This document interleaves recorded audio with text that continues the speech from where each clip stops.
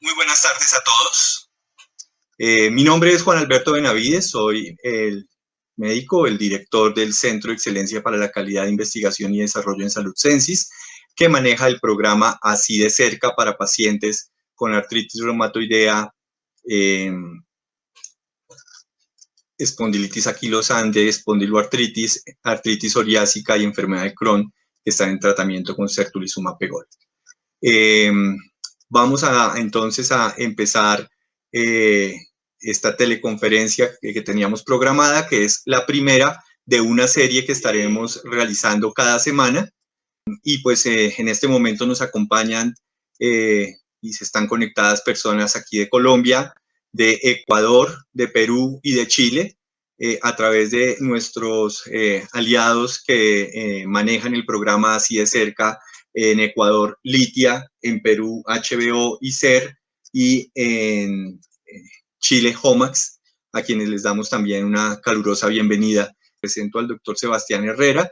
Él es médico de la Universidad CES de Medellín, es médico internista de la Universidad CES y de la Fundación Valle de Lili en Cali, es reumatólogo de la Universidad de Antioquia, actualmente es profesor asociado de reumatología en la Universidad CES para la especialidad de medicina interna, es miembro de ASORREUM, la Asociación Colombiana de Reumatología, y de PANLAR Joven, la Liga Panamericana de Asociaciones de Artritis Reumatoidea.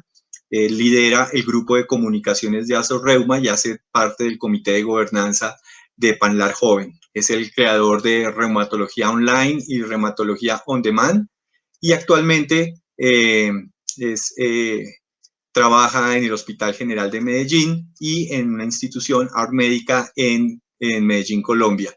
Le agradecemos, doctor Sebastián, por acompañarnos en esta tarde y por la paciencia para superar las dificultades técnicas que presentamos. Muchísimas gracias. Los dejo entonces a todos en compañía del doctor Sebastián Herrera, y les recuerdo que en el link que tenemos ahí en nuestra página pueden hacer sus preguntas para que el doctor nos pueda apoyar al final de la charla.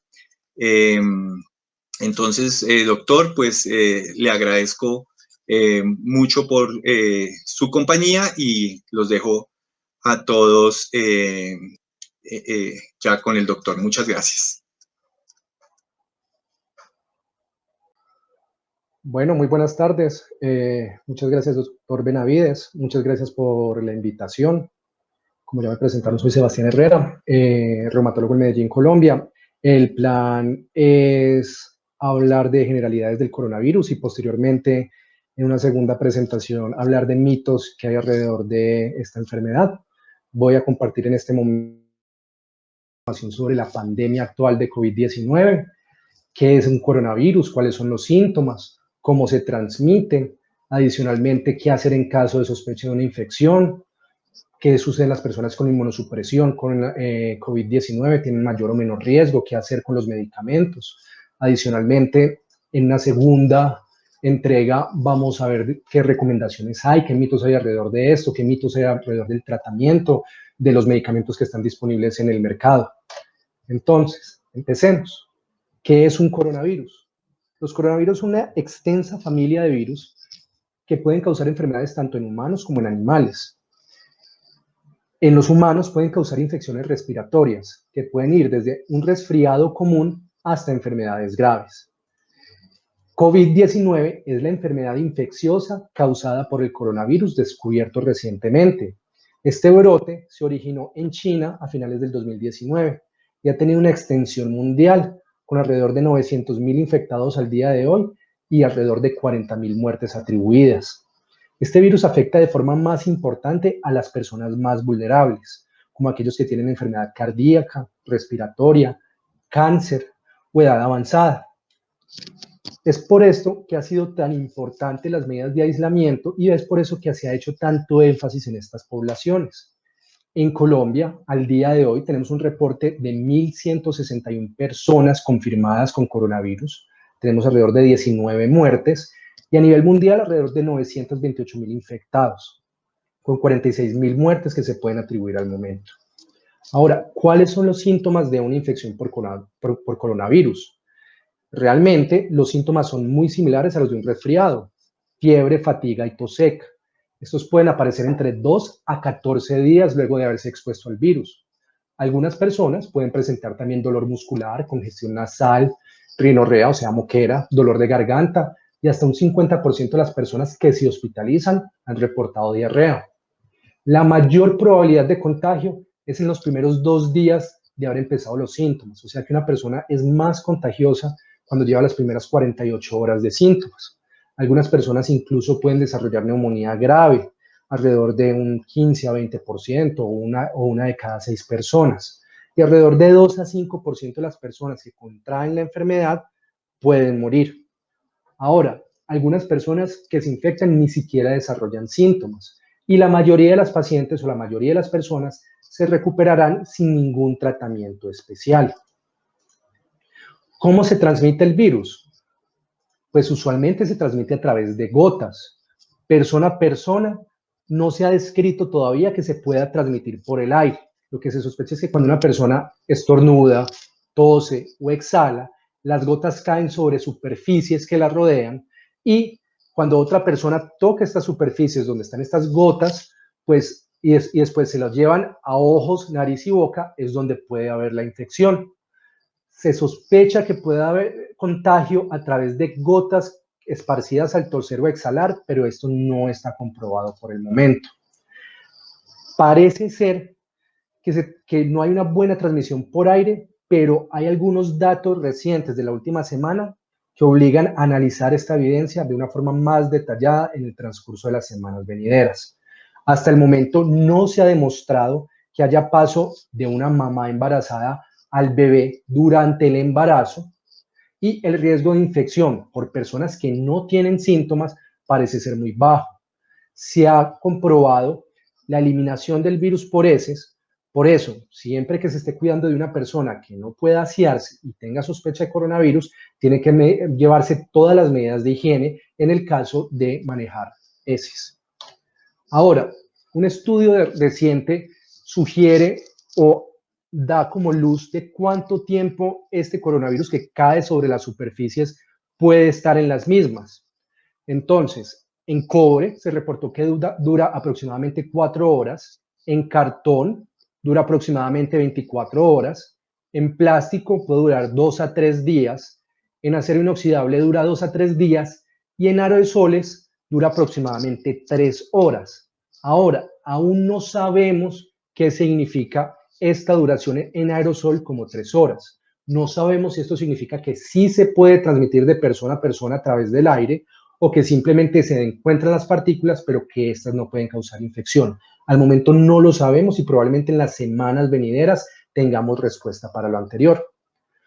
¿Cómo podemos prevenir la transmisión de coronavirus? Entonces, esta parte es fundamental.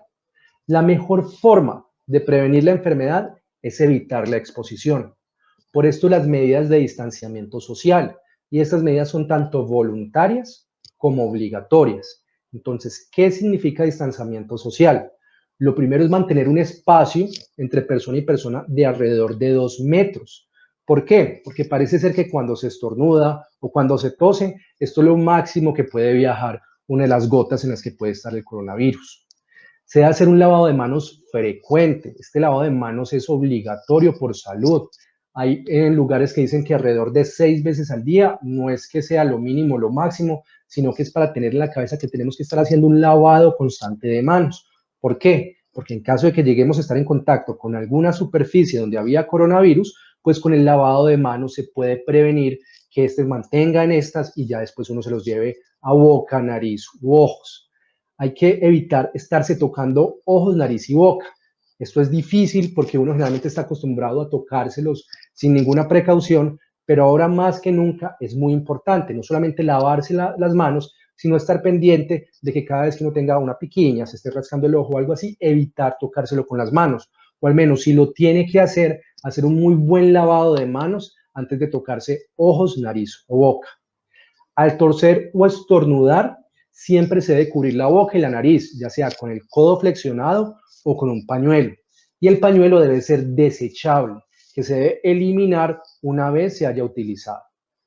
La otra parte del distanciamiento social voluntario es que si uno presenta síntomas respiratorios, o viene de algún lugar con alto riesgo de transmisión o ha estado en contacto con personas que tienen sospecha o diagnóstico de COVID, debe uno evitar el contacto cercano con otras personas.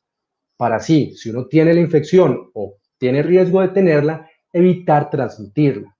En caso de que no sea posible el lavado de manos, se puede utilizar desinfectante de manos con al menos un 60% de alcohol. Ahora, se deben evitar lugares con aglomeraciones. Se deben evitar viajes o salidas innecesarias por el momento. ¿Por qué? Porque realmente cuando uno va de viaje, se tiene que montar en un bus, se tiene que montar en un avión, se va a montar en un barco, y estos son lugares donde se van a ver aglomeraciones de forma obligatoria. Y cuando se pierde ese distanciamiento, cuando se pierden esos 2 metros de distancia, es cuando mayor riesgo de contagio hay. Aparte de eso, a medida que aumenta la cantidad de personas reunidas, aumenta la probabilidad de entrar en contacto con alguien que esté con la infección. Por el momento, lo más recomendable es cancelar viajes de placer o turismo. ¿Hasta cuándo o en qué fecha el viaje?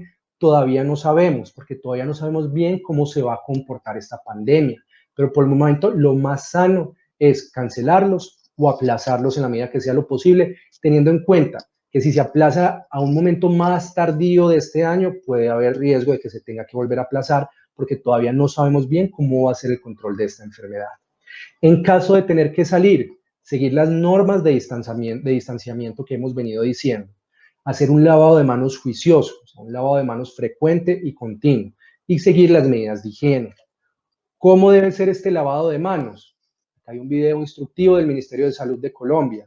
Y realmente es sencillo. El lavado de manos debe durar aproximadamente 20 segundos. ¿Qué se hace? Primero mojarse las manos, cerrar el grifo para evitar desperdiciar agua. Posteriormente hay que aplicarse suficiente jabón en la mano para poder cubrir ambas superficies de las manos. Posteriormente se distribuye este jabón frotando las palmas de las manos entre sí. No solamente distribuirlo, sino que debe haber frote. Se frotan palmas de manos y después se frota una palma con el dorso de una mano y viceversa. También se frotan los dorsos contra sí y los dedos entrelazados. Y por último, las uñas y las puntas de los dedos para que no quede ninguna superficie sin que esté con jabón y que no haya tenido frote. No se puede olvidar el pulgar, que muchas veces se nos olvida, el pulgar y la base de esto se nos olvida durante el lavado de manos. Y posteriormente enjuagar las manos con abundante agua, secarse con una toalla limpia y con esa toalla se cierra el grifo. Ojo que eso a veces es un error, hacen un excelente lavado de manos, pero cuando van a cerrar el grifo, que es donde puede estar el coronavirus, porque uno ha tocado ese grifo con la mano sucia, ahí es cuando falla. Entonces, ojo, cierra uno el grifo con la toalla con la que se acaba de secar y que va a desechar. Ahora, ¿existe alguna vacuna para coronavirus?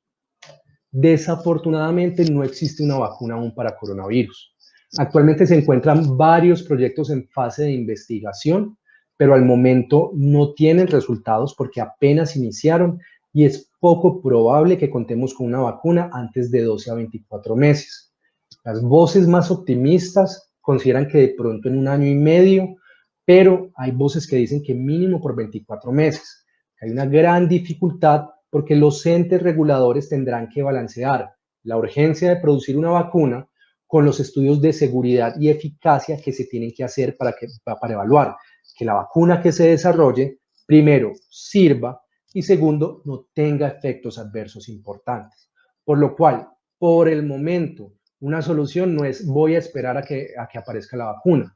Por el momento lo que tenemos que hacer es medidas de distanciamiento, medidas de higiene, limpieza de manos, modificar estilo de vida, entonces estar consciente de no tocarme ojos, estar consciente de no tocarme nariz, estar consciente de no tocarme boca y en el momento en que aparezca una vacuna, utilizarla. Hay que ser consciente que el hecho de que no haya vacuna para coronavirus no significa que uno no deba estar vacunado para otras infecciones para las cuales ya hay vacunas o que se deba descuidar el programa de vacunación de cada país. ¿Por qué? Porque el coronavirus es lo que apareció, es lo que está nuevo en la pandemia, pero a la neumonía, al sarampión, a las otras infecciones no les interesa. Entonces hay que mantener un programa de vacunación adecuado, hay que mantenerse al día en el programa de vacunación para evitar contraer esas otras infecciones. Ahora, ¿qué se debe hacer si se sospecha infección por coronavirus? O sea, ¿qué hacer en sospecha de COVID-19? Lo primero y más importante es comunicarse con las líneas de atención que cada gobierno o ente de salud ha puesto a disposición de la ciudadanía. Por ejemplo, en Colombia hay un teléfono móvil que es el 192, que es gratis desde cualquier operador, pero también hay una línea 018.000. Entonces hay que estar pendiente de las informaciones de los noticieros locales para saber la entidad de salud local qué recomendaciones o qué datos de contacto está dando. ¿Por qué? Porque siempre en sospecha de infección, lo primero es llamar e informar por dos motivos. Primero, para tener conocimiento de cuáles son los lineamientos específicos del proceso de atención en cada región. Y segundo, porque en caso de que uno tenga una sospecha de coronavirus o tenga coronavirus, se debe evitar asistir a consultas que no son necesarias o que se pueden postergar para evitar el contagio. Si estas consultas no son postergables o son urgentes, en estos medios de comunicación podrá uno informarse a dónde debe ir, porque en ocasiones hay sitios asignados solamente para personas con sospecha de coronavirus para evitar infectar a otras personas. Y lo segundo es para que el personal de salud que puede estar involucrado en la atención de esa persona con sospecha de coronavirus esté informada y enterada para así poder tomar las prevenciones necesarias y evitar un contagio. Ahora, hay que permanecer en casa si uno no se siente bien y si uno cree que tiene un coronavirus. Si se presenta fiebre que no mejora con medicación o signos de alarma que comentaremos más adelante, se debe buscar atención médica, siempre informando que uno tiene síntomas respiratorios. Y se debe realizar el aislamiento social. En los lugares donde no es obligatorio, o sea, en los lugares donde todavía no están en cuarentena, este aislamiento social debe ser voluntario, debe ser el aporte de uno hacia la sociedad. En los lugares en donde estamos en cuarentena, por ejemplo en Colombia, pues definitivamente no se puede salir de la casa a no ser que se necesite atención médica, según algunos de los signos de alarma que mencionaré más adelante. Las personas con síntomas deben utilizar mascarilla facial para evitar contagiar a otras personas. O sea, la persona que tiene los síntomas respiratorios es la que debe usar la mascarilla. Por el momento, la Organización Mundial de la Salud no sugiere uso de mascarilla facial para personas sin síntomas, pero esto podría cambiar en los próximos días a medida que aparezca nueva evidencia.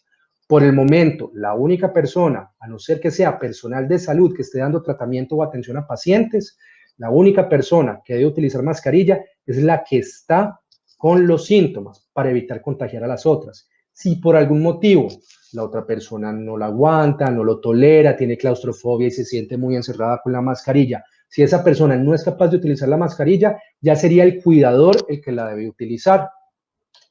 ¿Qué otras medidas de aislamiento voluntario deben haber? Y esto es importante. ¿Por qué? Para evitar la transmisión dentro de la casa. Siempre se debe utilizar tapabocas si uno tiene síntomas. Hay que aumentar las medidas de protección y autocuidado. Hay que lavarse de forma más frecuente las manos y de forma más rigurosa. Hay que limpiar la casa de forma constante. Se debe desinfectar de forma constante las superficies de uso diario. La persona que tiene síntomas debe tener utensilios nada más para él e idealmente esa persona debe tener una habitación y un baño solamente para ellos siempre que sea posible. Esa habitación, lo ideal es que debe tener ventilación hacia afuera de la casa, siempre que sea posible. Si el baño, no hay forma de que esa persona tenga un baño para sí sola, entonces se deben extremar aún más las medidas de desinfección. Se puede producir, por así decirlo, desinfectante en la casa. La mezcla son 10 centímetros de lejía, cloro o hipoclorito, como se llame en el país. A veces se conoce como lejía, otras veces como cloro, otras veces con hipoclorito. 10 centímetros son alrededor de una cucharada por cada litro de agua. Con esto se deben desinfectar las superficies de uso diario y el baño que la persona utilice. Si por algún motivo, como ya dije, no hay un baño solo para esa persona, entonces se deberá desinfectar de forma profunda cada vez que la persona utilice ese baño. Como ya lo había mencionado, los utensilios de cocina, los utensilios para comer, se deben tener unos nada más para la persona que está infectado y siempre que los utilice se deben lavar y hervir, agua hirviendo alrededor de 60 grados centígrados. El lavado de ropa. Entonces, si una persona tiene síntomas o uno convive con alguien que tiene síntomas, sospecha o comprobación de infección por coronavirus, el lavado de ropa debe tener unas precauciones. Lo primero es que la ropa de esta persona se debe lavar aparte de las demás personas. Lo segundo es que la canasta o cesta donde esta persona guarde la ropa debe ser aparte de las demás personas. Y la bolsa de la ropa idealmente se debe llevar aparte en bolsa de plástico a lavarse. Una vez se lave, si es posible, se debe lavar entre 50 a 60 grados centígrados. Si no se puede, entonces con el agua lo más caliente posible o dejar la ropa en agua a 40 a 60 grados centígrados y después proceder a lavarla. Las medidas de distanciamiento social se deben extremar. Si por algún motivo la persona debe salir de la habitación donde estaba en aislamiento, hay que tener en cuenta que no es solamente estar en la habitación, sino que esa habitación debe tener la puerta cerrada, pues se debe mantener la distancia de seguridad de al menos 2 metros y esa persona debe utilizar tapabocas y debe hacer un excelente lavado de manos. Y las personas que están alrededor deben extremar las medidas de lavado de manos. Adicionalmente, cuando hay sospecha de coronavirus en un hogar o cuando una persona tiene sospecha de coronavirus, no debe recibir visitas por al menos 14 días. ¿Por qué? Para evitar transmitir esto a otras personas. Ahora, ¿cuáles son los signos de alarma que obligan a ir a un servicio de urgencias? Esto es un aumento de dificultad respiratoria, alteraciones en la conciencia, que una persona esté desorientada, que una persona empiece a hablar incoherencias, fiebre que no mejora con los medicamentos. Entonces las personas con coronavirus pueden hacer fiebre, pero usualmente esta fiebre se puede controlar con acetaminofén o paracetamol. Si el paciente, a pesar de la medicación y de la hidratación, no disminuye la fiebre, debe consultar urgencias para descartar que no haya una complicación. Si la persona tiene tos con sangre, si hay cambios en el comportamiento, si la persona no tolera los medicamentos o no tolera los alimentos, por ejemplo, que tiene un vómito que no permite la adecuada hidratación o alimentación, si tiene un dolor abdominal intenso que no le permite consumir alimentos o mantenerse hidratado, o si presenta diarrea abundante que a pesar de los sueros de rehidratación oral la persona continúa mal, o si una persona desarrolla convulsiones. Algo muy importante que uno a veces se le olvida es que uno está muy pendiente de los signos de alarma que uno usualmente asocia a COVID, pero se le olvidan las enfermedades crónicas. Uno tiene derecho a tener COVID y previamente tener una enfermedad cardíaca, una falla cardíaca, una diabetes.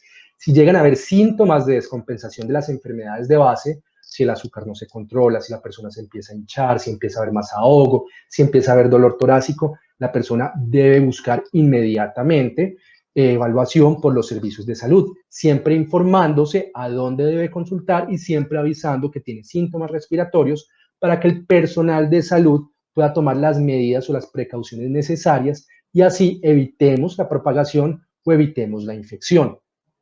Ahora, ¿por cuánto tiempo una persona puede causar contagio? O sea, si una persona tiene infección por coronavirus, ¿por cuánto tiempo se lo puede transmitir a otras personas? Aún no tenemos datos en pacientes de reumatología o en pacientes con inmunosupresión. Desafortunadamente, estos datos aún no los conocemos. En promedio, las personas dejan de eliminar el virus luego de 14 días de haber iniciado los síntomas. Ahora, en los pacientes que reciben tratamiento para malignidad, o sea, tratamiento para cáncer o problemas propios de sangre, se ha demostrado que otro tipo de gérmenes como la influenza, que es un virus muy diferente, puede durar hasta un mes el paciente eliminando este virus, por lo cual aún no hay una recomendación clara para los pacientes de reumatología respecto a coronavirus. Desafortunadamente no conocemos bien su comportamiento. En promedio, 14 a 21 días sería suficiente para la mayoría de las personas, pero esto puede cambiar en las semanas venideras y puede cambiar según el protocolo de atención de cada entidad de salud de cada región. Me explico. Hay ciertos organismos que solamente exigen que pasen los 14 días y ya, mientras que hay otros organismos de salud que exigen que la persona deba tener pruebas negativas antes de poder reintegrarse al trabajo o antes de poder levantar el aislamiento obligatorio. Pero eso va a depender de cada región. ¿Qué enfoque superior? Todavía no lo sabemos. ¿Por qué? Porque desafortunadamente estas pruebas de coronavirus, dependiendo de dónde se tomen, a veces pueden dar falsos negativos. Entonces, que la prueba esté negativa no significa que ya no haya nada de coronavirus en la persona. Por eso, cada ente de salud, según cómo esté la situación de la pandemia en su región, tomará una decisión que se adapte a su población. Ahora, las personas con inmunosupresión pueden tener mayor riesgo de sufrir o de tener complicaciones por la infección por coronavirus. Desafortunadamente, aún no lo sabemos. Estos datos todavía no los tenemos. Apenas a partir de esta semana se han empezado a liberar los datos de un registro global de pacientes con coronavirus y enfermedades reumáticas, pero son datos que todavía son muy preliminares y que no nos permiten hacer generalizaciones. ¿Qué hay que hacer? Por el momento, con experiencia o por experiencia con otras infecciones como influenza u otras infecciones virales, aunque no sabemos si hay una enfermedad más grave o no, lo ideal es extremar medidas. ¿Cuáles medidas? Distanciamiento social, lavado de manos, evitar tocarse ojos, nariz y boca, utilizar gel desinfectante cuando no es posible el lavado de manos, uso de tapabocas en sintomáticos y aislamiento de personas que estén con síntomas. Ahora, ¿cómo se comporta la enfermedad reumática? No sabemos aún. Sabemos que si hay una infección por coronavirus, debemos suspender los medicamentos que bajen las defensas y eso nos pone en riesgo de hacer una crisis de enfermedad reumática más adelante. Pero eso es en las personas con infección. En las personas que no han hecho infección o en las personas que todavía no tienen sospecha por coronavirus, por el momento la indicación es no modificar el tratamiento de reumatología. ¿Por qué? Porque como todavía no sabemos bien cómo se comportan estos pacientes con infección, pero por el momento no parece que les fuera peor, sería suspender una medicación sin necesidad, poner a la persona en riesgo de que tenga una crisis de la enfermedad y esas crisis de la enfermedad pondría a la persona en riesgo de más complicaciones y de más infecciones. Ahora, hay que tener en cuenta los grupos de riesgo que ya hemos mencionado previamente, como quienes, mayores de 50 a 65 años, enfermedad cardiovascular, enfermedad pulmonar o malignidad.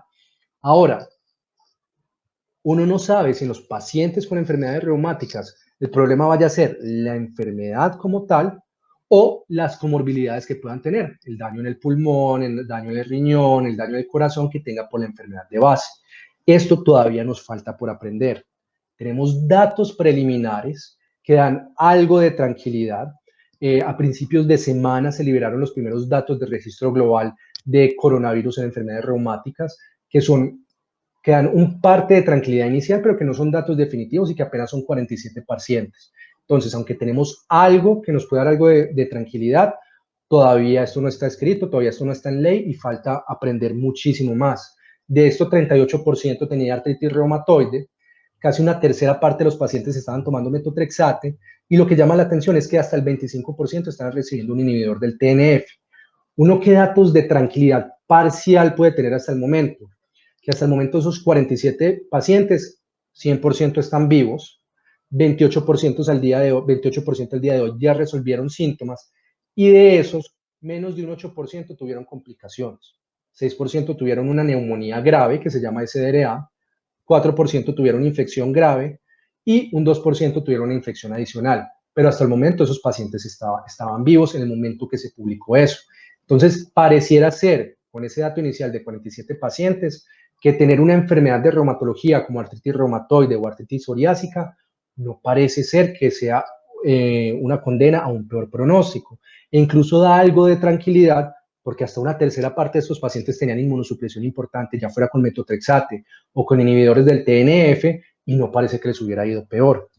Hoy en horas de la tarde se publicó los resultados de 110 pacientes de este mismo grupo. O sea, se actualizaron los datos con alrededor de 40 pacientes, de 50 pacientes adicionales.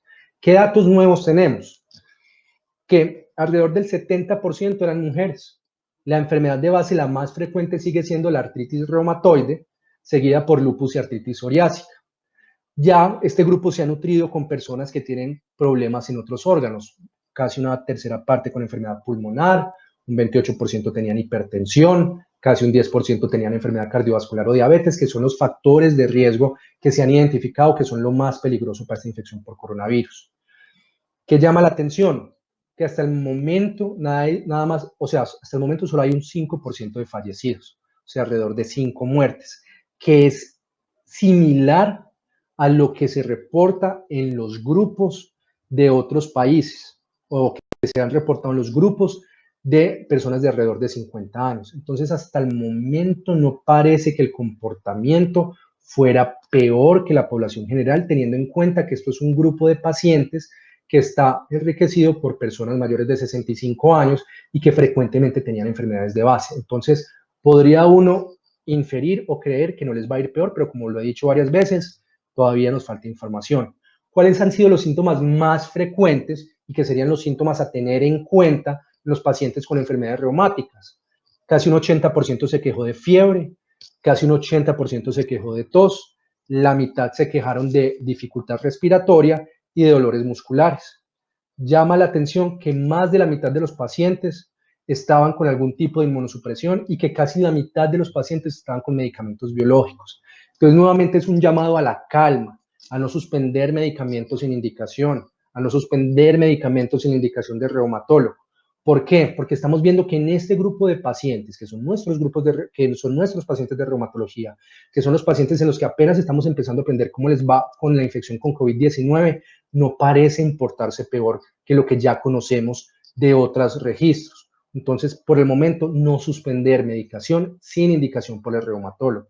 Y tener en cuenta que con estos datos parece ser que siguen siendo más importantes estos factores de riesgo: mayor de 60 años, pacientes con diabetes o problemas de azúcar, pacientes hipertensos, pacientes con enfermedad respiratoria de base, pacientes con enfermedad renal de base, pacientes con enfermedad hepática, cardiovascular, cáncer y consumo de tabaco o cigarrillo.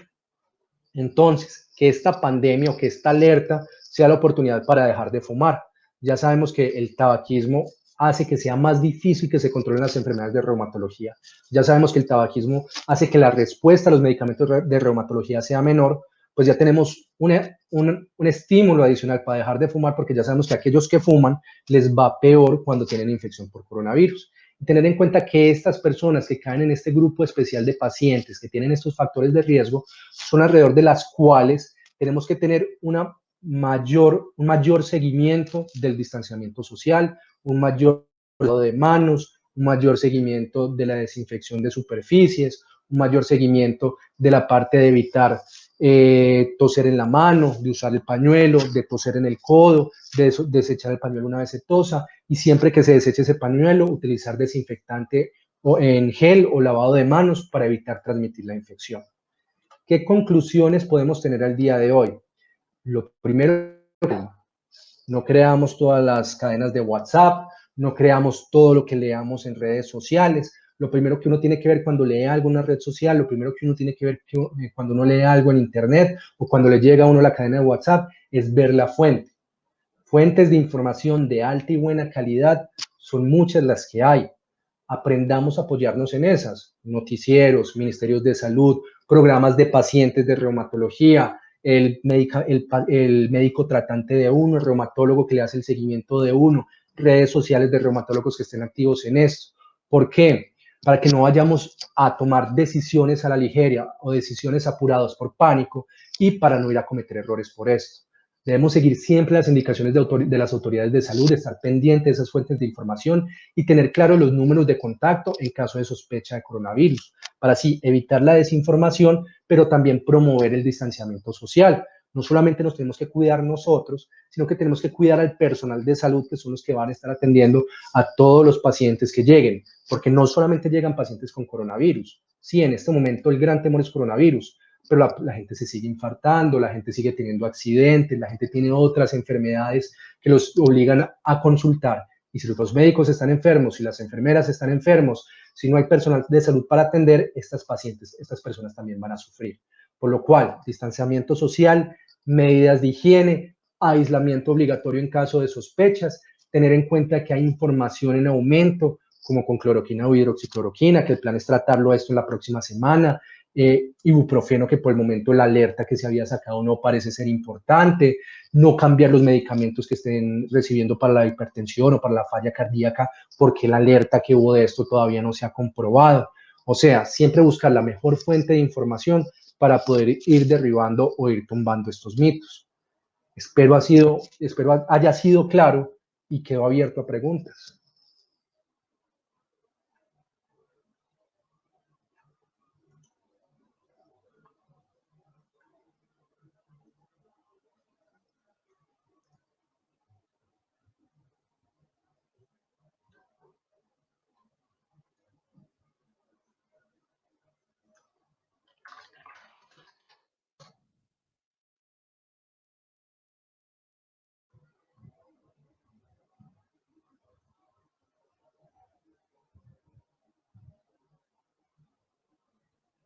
Tenme en cuenta que las preguntas yo no las puedo escuchar, se deben hacer en el chat y ya en el chat me las informan a mí y yo puedo dar las respuestas.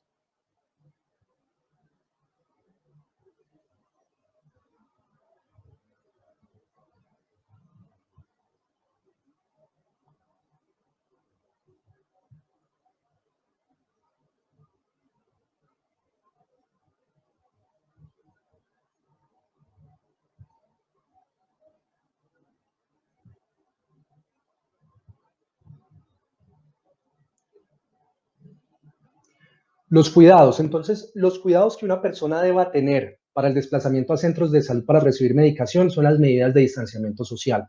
Estas son las más importantes. Entonces, al menos 2 metros de diferencia con el resto de las personas.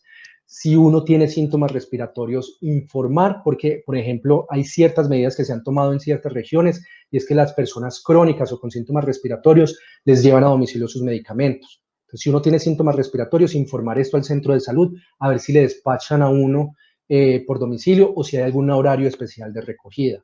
Si uno tiene síntomas, siempre usar tapabocas.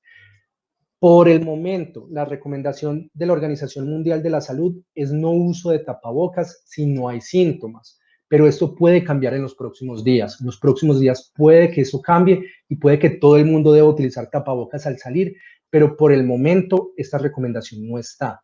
En el caso de que vaya a usar tapabocas, hay que tener la siguiente recomendación en cuenta, y es que muchas veces por usar tapabocas tenemos una falsa sensación de seguridad y nos relajamos en cuanto a las medidas de seguridad, como distanciamiento social, como no tocarse ojos, nariz o boca, o el lavado de manos. Entonces, el tapabocas uno se lo pone, no se lo vuelve a tocar y lo debe retirar. Y si es desechable, botarlo una vez esté húmedo. Si se lo va a retirar y es reutilizable, se retira de atrás hacia adelante, sin tocar la parte delantera, e inmediatamente se debe lavar con agua hirviendo o esterilizarlo en solución con cloro. Una vez se vaya a ir al centro de salud, también hay que tener en cuenta el lavado de manos, porque como uno va a estar tocando superficies, entonces no tocarse la cara y mantener el lavado de manos y estar usando el alcohol glicerina. Acá hay otra pregunta y es, ¿se ha identificado cómo el certolizumab puede influir en enfermedades virales? Esta pregunta es un poquito compleja y tiene dos partes la respuesta. Lo primero es que los medicamentos que bajan las defensas, todos aumentan un poco el riesgo de infecciones. Hasta el momento, el certolizumab, como el grupo de medicamentos dentro del que está, aumenta un poco el riesgo de sufrir infecciones como nasofaringitis, rinitis, gripas, infecciones urinarias, pero no parece que aumentara de una forma importante el riesgo de infecciones graves. Ahora, el certolizumab no sirve para tratamiento de infecciones virales, pero con los datos que tenemos hasta el momento, todavía no hay necesidad de parar los medicamentos biológicos a no ser que uno tenga síntomas. Si uno ya tiene una infección viral, lo que siempre se hace es retrasar la aplicación del medicamento. ¿Cuánto? Dependiendo. Si es una infección viral común y corriente, que es la gripa, el síntoma de resfriado que se pasan 14 días, el paciente está bien, el reumatólogo consideró que está bien, usualmente después de 14 días que haya pasado los síntomas, se puede reiniciar el medicamento. Si la persona tuvo una infección un poco más grave o tuvo hospitalización, se puede retrasar un poquito más y ya dependerá de la decisión de cada reumatólogo en qué momento volverlo a iniciar. Pero al momento el mensaje es calma y tener en cuenta que el certolizumab hace parte de ese grupo de los anti-TNF, de ese primer grupo de pacientes que vimos que no les veía peor. Entonces, por el momento no hay indicación para suspenderlo, continuar utilizándolo y ya si hay sospecha de una infección, en ese caso se suspende.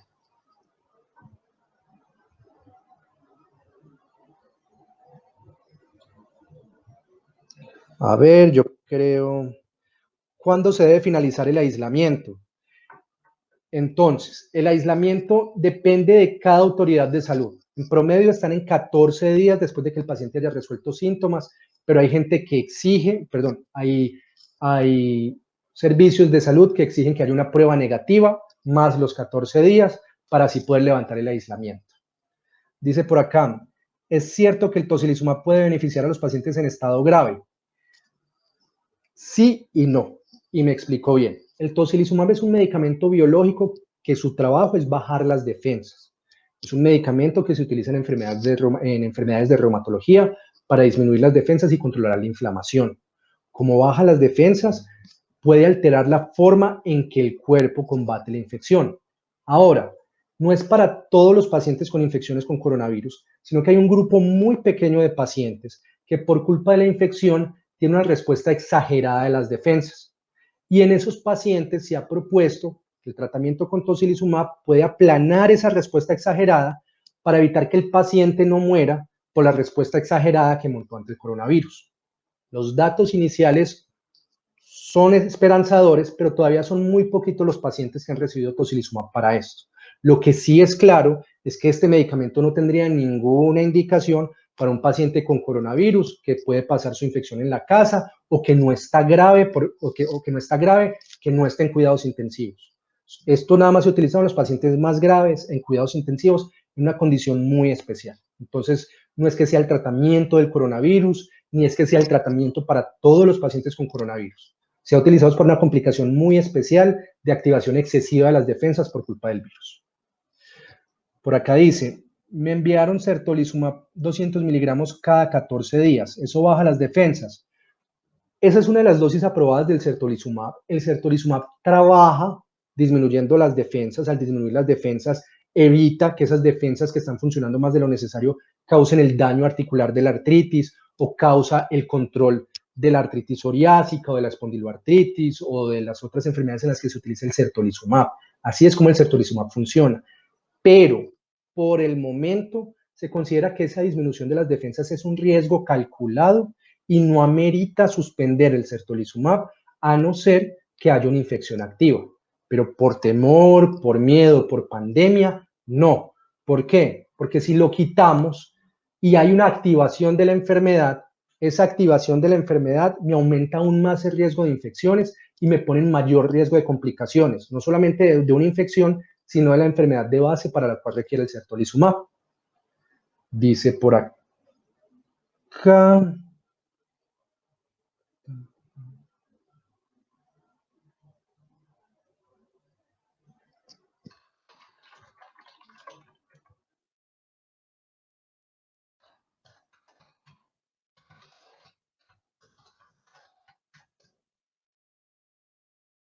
Muy bien, veamos a ver si por acá han llegado más preguntas. A ver.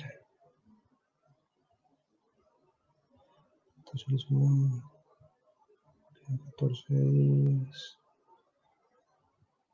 Acá creo que hay otra. ¿Qué recomendaciones hay para las personas con artritis? Entonces, para las personas con artritis, las recomendaciones son más o menos las mismas de todo el mundo. Lo más importante, distanciamiento social, lavado de manos, seguir las medidas de aislamiento que hayan establecido en cada país. Por ejemplo, en este momento estamos en cuarentena, entonces si hay una cita que no sea obligatoria, aplazarla para que sea después de que haya pasado la cuarentena. Si no hay un procedimiento que sea urgente o obligatorio, aplazarlo hasta después de que pase la cuarentena. No deben modificar el tratamiento. No se debe hacer ajustes por miedo. Me explico, si estoy con mis medicamentos, si estoy estable, deben continuar el medicamento y no lo deben mover a no ser que el reumatólogo les dé la orden. ¿Por qué? Porque por el momento se considera que es mayor el riesgo de complicaciones con una crisis de la artritis que con la medicación que está recibiendo para la enfermedad. Si están planeando empezarle un medicamento biológico, por el momento no hay indicación de retrasarlo, a no ser que la persona tenga sospecha de infección. Dice por acá, ¿los pacientes con lupus corren algún tipo de riesgo mayor y qué recomendaciones deberían tener? Hasta el momento, con los datos que tenemos, que fueron los que le mostré de alrededor de 110 pacientes, no parece que hubiera un riesgo mayor. No parece que el riesgo sea el lupus. Ahora, si uno tiene problemas de riñón, corazón o pulmón, eso es lo que lo pone uno en riesgo de tener mayor complicación. Pero el lupus como tal, o si el lupus está controlado, o si no ha habido complicaciones por el lupus, parece ser que se portan igual al resto de las personas. Igual, esto no es un mensaje de tranquilidad, de relajarse. Esto es un mensaje de que tenemos que poner mucho de nosotros, ser juiciosos con el lavado de manos, ser juiciosos con el distanciamiento social, ser juiciosos con el uso de alcohol glicerinado, ser juiciosos con no tocarse ojos, nariz y boca para evitar la infección. Hay otra pregunta, dice, estoy con un anti-TNF, tengo contraindicación para seguir trabajando, tengo más riesgo al usar el fármaco. Esto es una pregunta muy difícil. Usualmente no habría ninguna contraindicación para trabajar. ¿Qué hay que tener en cuenta? Primero, el sitio donde uno trabaja. Si tengo riesgo o si estoy en riesgo de tener contacto con personas con infección respiratoria, extremar las medidas de prevención que debemos tener todo el personal de salud. Entonces, si una persona tiene sospecha de infección respiratoria, atenderlo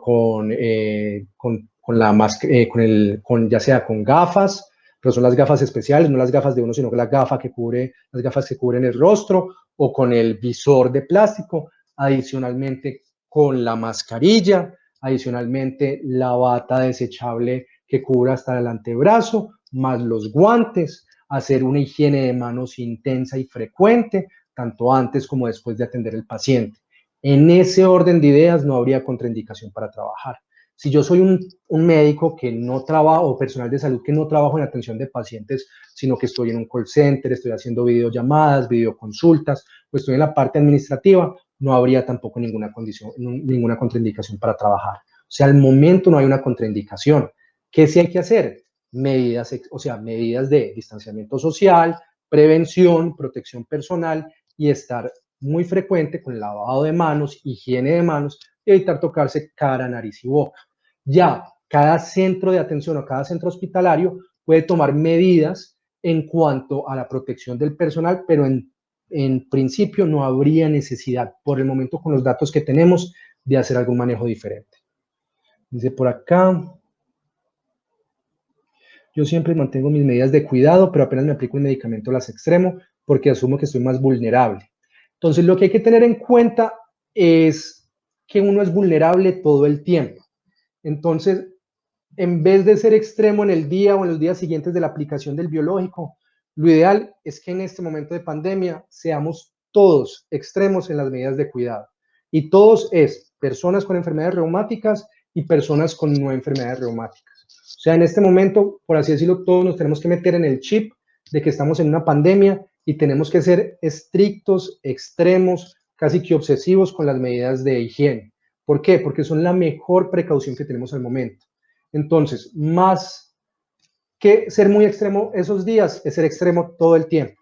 Ser extremo con el lavado de manos, ser extremo con la parte del uso de mascarilla en caso de que tenga síntomas respiratorios, ser extremo con no tocarse ninguna parte de la cara, ser extremo con mantener a disposición el alcohol glicerinado y ser extremo también con las visitas, con los contactos. O sea, yo sé que uno necesita la cercanía social, uno necesita los amigos, uno necesita la familia, pero este es un momento en que estamos mejor todos en las casas y utilizar los medios virtuales para comunicarnos, para tener reuniones, para hablar y para vernos. Dice por acá, en el centro médico donde me aplican el medicamento, la enfermedad me recomendó suspender la terapia porque me baja mucho las defensas. Por el momento, la indicación es no suspender tratamiento a no ser que haya infección o sospecha de infección. Me explico. Si yo uso un medicamento como se llame y no tengo sospecha de infección, debo continuar usando el medicamento. Porque si paro el medicamento y tengo una recaída, después me tienen que utilizar más droga y bajarme más las defensas para lograr el control y adicionalmente me puedo estar en riesgo de tener otras infecciones adicionales. Entonces, por el momento la orden es no modificar tratamiento a no ser que el reumatólogo lo necesite cambiar, ya sea porque hay una sospecha de infección o porque el medicamento no esté sirviendo. Pero por el momento no suspender, a no ser que haya una orden del reumatólogo. Dice por acá, esto ya lo acabo de leer, que eso hace parte de lo otro. Por el momento no, o sea, por el momento no podemos decir que las personas inmunosuprimidas tengan mayor riesgo de coronavirus.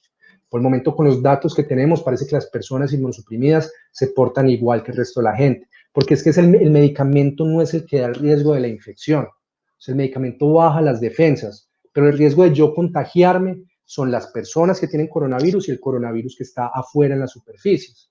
Entonces, yo me puedo estar poniendo toda la droga que quiera, pero si soy juicioso, medidas de distanciamiento social, no me toco la cara, me lavo bien las manos, estoy pendiente con el gel o el alcohol glicerinado, el riesgo mío de infección de coronavirus es el mismo riesgo que tiene el vecino si es igual de juicioso. O sea, lo que hay que hacer es extremar las medidas de higiene, extremar las medidas de aislamiento, extremar las medidas de precaución, no tocarse la cara, no tocarse la nariz, no tocarse la boca, no tocarse los ojos, lavarse muy bien las manos. La cifra mágica de mínimo 6 veces es un mínimo, pero si yo acabo de salir, acabo de hacer una vuelta, acabo de tocar algo, ya sé que no me toco la cara, no toco nada más hasta que me pueda ir y si son algunas de esas enfermedades de riesgo que ya mencionamos, cáncer, diabetes, problemas de pulmón,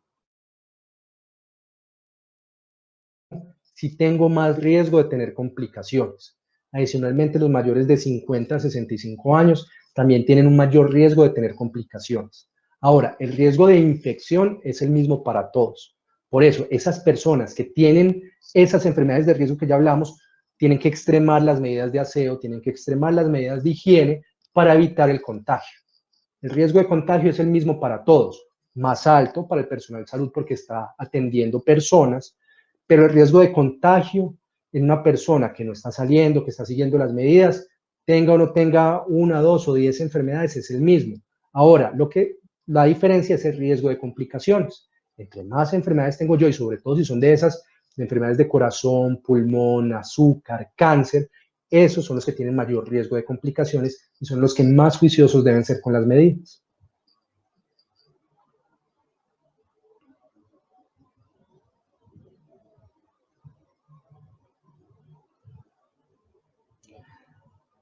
Dice por acá una última pregunta. No pude cumplir la cita con el médico familiar por tener sinusitis. El tratamiento del certolizumab no me lo puedo aplicar. ¿Esto cómo afecta a mis defensas? Pues si estás con una infección, en ese caso sí se debe suspender el certolizumab y se vuelve y se reinicia una vez pase la infección. Ahora, ¿cómo afecta a las defensas? Aunque el certolizumab se pone cada 15 días o cada mes según la dosis que te hayan enviado, en efecto el medicamento sigue unas días o semanas después de que se suspende. Entonces no es que yo no me lo puse hoy y ya inmediatamente las defensas estén funcionando normal. Pero independientemente si lo estoy recibiendo o no, lo ideal es mantener las medidas de higiene. ¿Por qué? Porque que esa falta de certolizumab no te vaya a poner en una falsa sensación de seguridad de que no me va a dar coronavirus o no me puede dar complicaciones. Ojo que hablamos que la mayoría de las personas no tienen complicaciones, pero incluso hay personas sanas que pueden tener las complicaciones. ¿Por qué? Porque las defensas de todos funcionan diferente. ¿Cuál es el cuento? Una vez pase la infección, tu reumatólogo debe definir en qué momento vuelve y reinicia el certolizumab para evitar que haya un brote de la enfermedad por la cual estabas recibiendo el certolizumab y eso no descontrole tu enfermedad de base y no te ponga en riesgo de otras complicaciones. Yo creo que esa era la última pregunta por hoy. Hasta donde tengo. Bueno, continúa el doctor Benavides.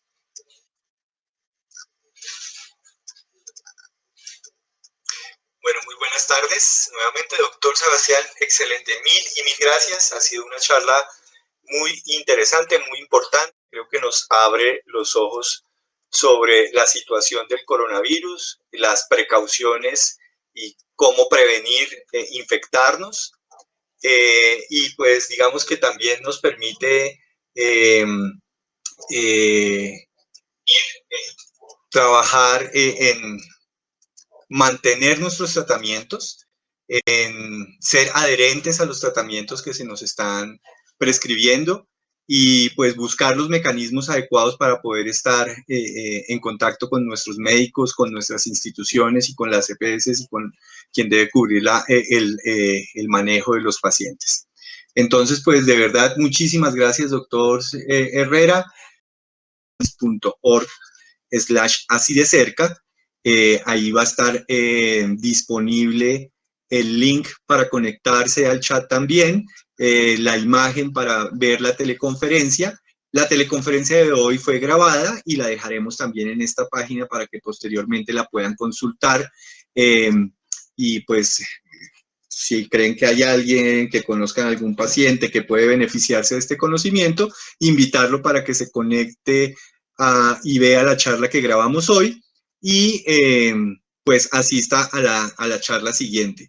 Es muy placentero para nosotros el haber podido contar con su presencia en este evento. Como lo dije,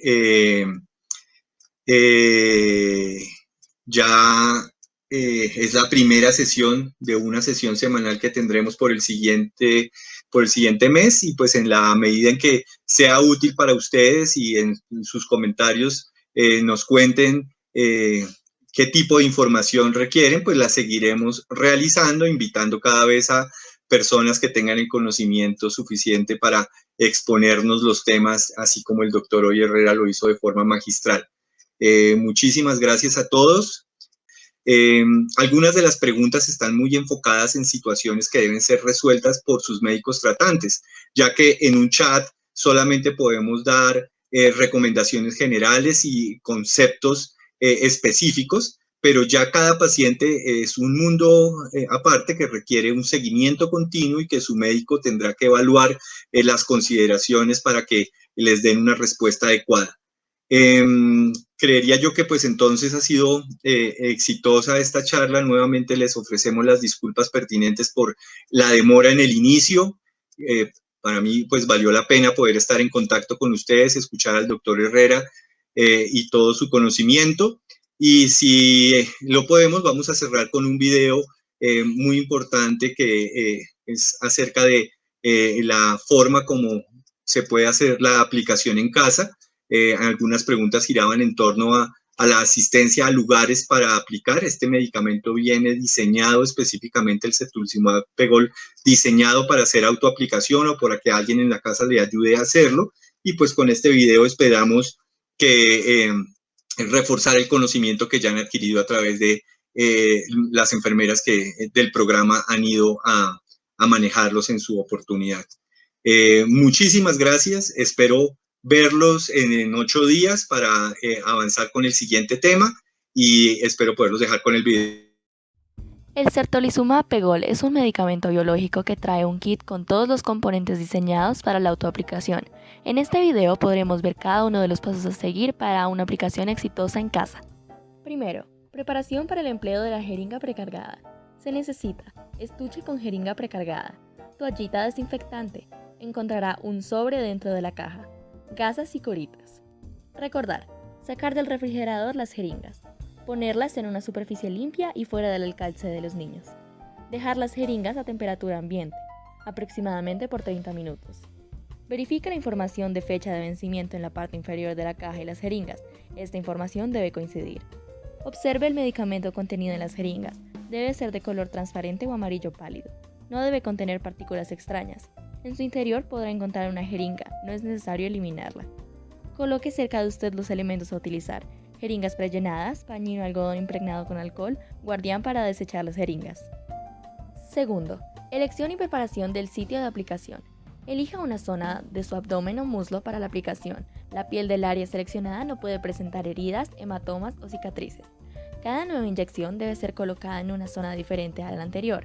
Alterne las zonas de inyección entre el estómago, abdomen y los muslos cada vez que tenga que aplicar. Cada nueva aplicación se deberá dejar al menos 2,5 centímetros entre el último lugar donde se aplicó.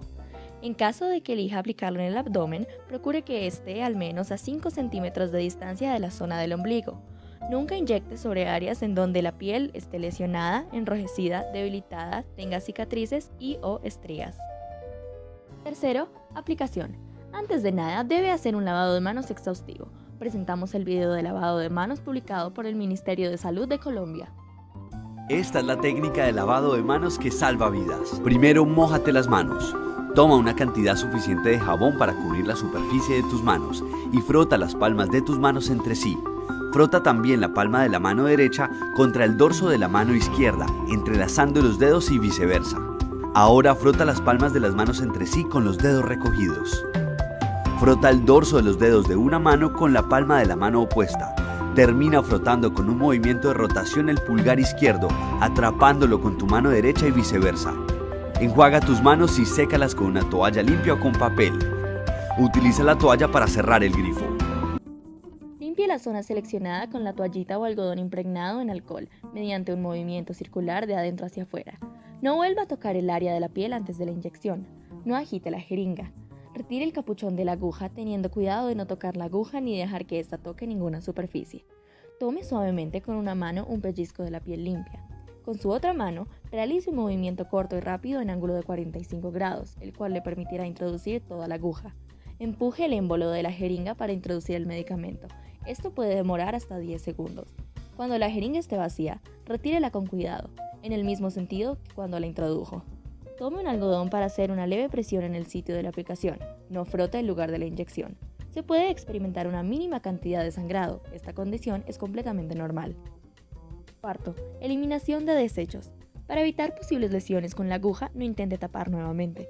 Utilice un contenedor de desechos cortopunzantes para el manejo de la jeringa, aguja y capuchón. Después de la inyección, deposite las jeringas vacías en un contenedor especial. Mantenga el contenedor fuera del alcance de los niños. Las cajas del medicamento deben ser destruidas y desechadas.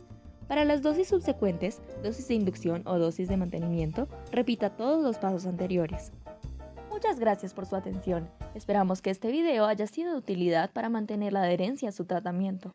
Para más información, visítenos en www.censis.org o escríbanos a atencionalusuario@censis.org.